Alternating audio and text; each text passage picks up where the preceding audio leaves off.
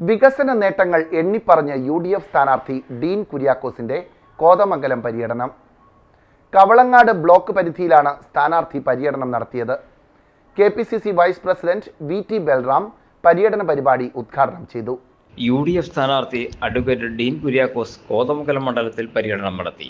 രാവിലെ പിണ്ടിമന പഞ്ചായത്തിലെ അരൂർപ്പാടത്ത് KPCC vice president VT Balram പര്യടനം ഉദ്ഘാടനം ചെയ്തു. ചടങ്ങിൽ ഷിബു തെക്കുംപുറം അധ്യക്ഷനായി. മുൻ പൊതുമരാമത്ത് വകുപ്പ് മന്ത്രി TU Kuruvila, KP Babu, advocate S Ashokan, EM Michael, MT പൗലോസ്, PK Moidu, MG George, Abdul Moideen തുടങ്ങിയവർ സംസാരിച്ചു. പിണ്ടിമന, കീരമ്പാറ, കുട്ടമ്പുഴ, നേര്യമംഗലം, കവളങ്ങാട് എന്നീ മണ്ഡലങ്ങളിലൂടെയാണ് കഴിഞ്ഞ ദിവസം പര്യടനം നടത്തിയത്.